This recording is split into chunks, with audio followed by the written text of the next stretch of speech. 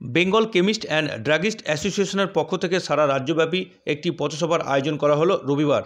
সারা রাজ্যের পাশাপাশি মুর্শিদাবাদ জেলার সদর বহরমপুরে এই পথসভার আয়োজন করা হয় মুর্শিদাবাদ মেডিকেল কলেজ হাসপাতাল চত্বরে।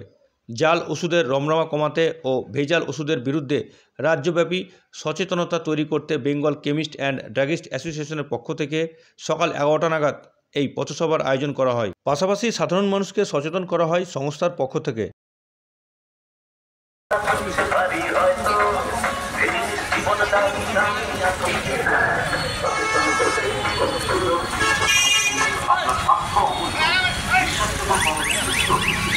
আজকের কর্মসূচি গোটা রাজ্যব্যাপী বেঙ্গল কেমিস্ট অ্যান্ড ড্রাগিস্ট অ্যাসোসিয়েশনের রাজ্য কমিটির নির্দেশে গোটা রাজ্যব্যাপী যে অনুষ্ঠান চলছে সেটা হচ্ছে সমস্ত সাধারণ মানুষকে ওষুধের যে জাল ওষুধ যে মার্কেটে ছড়িয়ে গেছে তার বিরুদ্ধে আমরা মানুষকে জনগণকে সচেতন করার জন্য আজকের এই অনুষ্ঠানটা করা, যে আপনারা সবাই জাল ওষুধ থেকে কিভাবে রক্ষা পাবেন এইটার জন্য আমরা সবাইকে সচেতন করার জন্য আজকের এই অনুষ্ঠান আমরা এটা করছি। এটা মুর্শিদাবাদ জেলার প্রত্যেকটা ব্লকে হচ্ছে, প্রত্যেকটা জায়গা মোড়ে মোড়ে বাজারে হচ্ছে, এবং আজকে আমি যেখানে দাঁড়িয়ে কথা বলছি মুর্শিদাবাদ মেডিকেল কলেজের সামনে দাঁড়িয়ে বহরমপুর জোনের পক্ষ থেকে এই সভাটা করা হচ্ছে।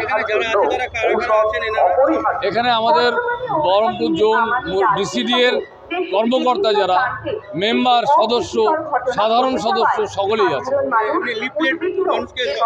আমরা সাধারণ মানুষের হাতে লিফলেট তুলে দিচ্ছি যে আগামী দিনে জাল ওষুধ থেকে কিভাবে নিজেকে সুরক্ষা করতে হবে।